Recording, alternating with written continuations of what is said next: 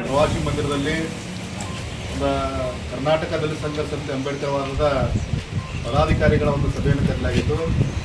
ಸಭೆಯಲ್ಲಿ ನೂತನವಾಗಿ ಆಲ್ಮೇಲ್ ತಾಲೂಕಾ ಪದಾಧಿಕಾರಿಗಳನ್ನು ಆಯ್ಕೆ ಮಾಡಲಾಯಿತು.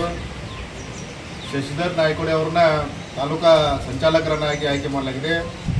ಹಾಗೂ ಸಂಜು ಇಟಗಾರಿ ಅವರನ್ನು ತಾಲೂಕಾ ಸಂಘಟನಾ ಸಂಚಾಲಕರನ್ನಾಗಿ ಆಯ್ಕೆ ಮಾಡಲಾಗಿದೆ.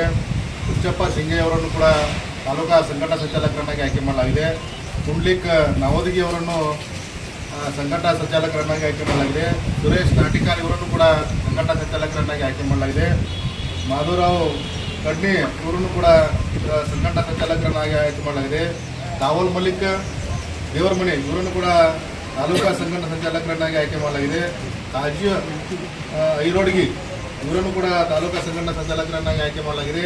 ಹಾಗೂ ರಾಜು ಸಿಂಗೆ ಅವರನ್ನ ಈ ತಾಲೂಕಾ ಖಜಾಂಚಿಯಾಗಿ ಆಯ್ಕೆ ಮಾಡಲಾಗಿದೆ. ಮತ್ತು ಅದೇ ರೀತಿ ಅಲ್ಪಸಂಖ್ಯಾತರ ಘಟಕದ ಬಶೀರ್ ನಾಂಬೋಳಿ ಅವರನ್ನು ತಾಲೂಕಾ ಅಲ್ಪಸಂಖ್ಯಾತ ಘಟಕದ ತಾಲೂಕಾ ಸಂಚಾಲಕರನ್ನಾಗಿ ಆಯ್ಕೆ ಮಾಡಲಾಗಿದೆ.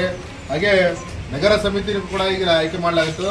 ಇದರಲ್ಲಿ ರಾಜು ಮೇತ್ರಿ ಅವರನ್ನು ನಗರ ಸಮಿತಿಯ ಸಂಚಾಲಕರನ್ನಾಗಿ ಆಯ್ಕೆ ಮಾಡಲಾಗಿದೆ. ಈಶ್ವರ ಮಣಿಗೇರಿ ಇವರನ್ನು ಕೂಡ ತಾಲೂಕಾ ನಗರ ಸಮಿತಿಯ ಸಂಘಟನಾ ಸಂಚಾಲಕರನ್ನು ಆಯ್ಕೆ ಮಾಡಲಾಗಿದೆ. ಶರ್ನು ಬಿಳಂಬಗಿ ಇವರನ್ನು ನಗರ ಘಟಕದ ಸಂಘಟನಾ ಸಂಚಾಲಕರನ್ನು ಆಯ್ಕೆ ಮಾಡಲಾಗಿದೆ. ಹಾಗೆ ಪ್ರಕಾಶ್ ಬ್ಯಾಕೋಡ್ ಅವರನ್ನು ಕೂಡ ಈ ಸಂದರ್ಭದಲ್ಲಿ ನಗರ ಸಮಿತಿಯ ಸಂಘಟನಾ ಸಂಚಾಲಕರನ್ನು ಆಯ್ಕೆ ಮಾಡಲಾಯಿತು. ಮತ್ತು ಇದೇ ಸಂದರ್ಭದಲ್ಲಿ ಏನು ಬರುವ ಜುಲೈ 3ನೇ ತಾರೀಕು ಬೆಂಗಳೂರಿನ ಫ್ರೀಡಂ ಪಾರ್ಕ್ನಲ್ಲಿ ದಲಿತ ಜನಾಗ್ರಹ ಸಮಾವೇಶವನ್ನು ಹಮ್ಮಿಕೊಳ್ಳಲಾಗಿದೆ. ಆದ ಕಾರಣ ವಿಜಯಪುರ ಜಿಲ್ಲೆಯಿಂದ ಸುಮಾರು 1000ಕ್ಕಿಂತ ಹೆಚ್ಚಿನ ಸಂಖ್ಯೆಯಲ್ಲಿ ನಾವು ಬೆಂಗಳೂರಿಗೆ ಹೊರಡ್ತಾ ಇದ್ದೇವೆ.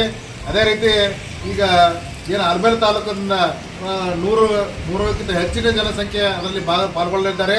ಹಾಗಾಗಿ ಏನು ದಲಿತ ಜನಗ್ರಹ ಏನು ಸಮಾವೇಶಕ್ಕೆ ಹೆಚ್ಚಿನ ಸಂಖ್ಯೆಯಲ್ಲಿ ಕಾರ್ಯಕರ್ತರು ಆಗಮಿಸಿ ಆ ಕಾರ್ಯಕ್ರಮವನ್ನು ಯಶಸ್ವಿಗೊಳಿಸಬೇಕು.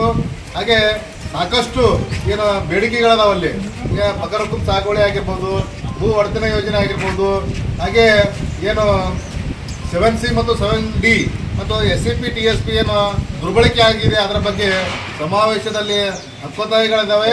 ಅದನ್ನು ಮತ್ತು ಆಮೇಲೆ ಏನು ಸರ್ಕಾರ SCP TSP 100 ಕೋಟಿ ರೂಪಾಯಿಯನ್ನು ಏನು KSRTC ಡ್ರೈವರ್ ಮತ್ತು ಕಂಡಕ್ಟರ್ಗಳಿಗೆ ಏನು ವೇತನವಾಗಿ ಕೊಟ್ಟಿದೆ ಅದನ್ನು ಹಿಂಪಡೆಯುವ ಸಲುವಾಗಿ ಜನಾಗ್ರಹ ಹೋರಾಟ ಇದೆ. ಅದರಲ್ಲಿ ಹೆಚ್ಚಿನ ಸಂಖ್ಯೆಯಲ್ಲಿ ಏನು ಕಾರ್ಯಕರ್ತರು ಭಾಗವಹಿಸಿ ಆ ಕಾರ್ಯಕ್ರಮ ಯಶಸ್ವಿಗೊಳಿಸಬೇಕಂತ ತಮ್ಮ ಪತ್ರಿಕಾ ಮೂಲಕ ನಾನು ಮನವಿಯನ್ನು ಮಾಡಿಕೊಳ್ತಾ ಇದ್ದೇನೆ.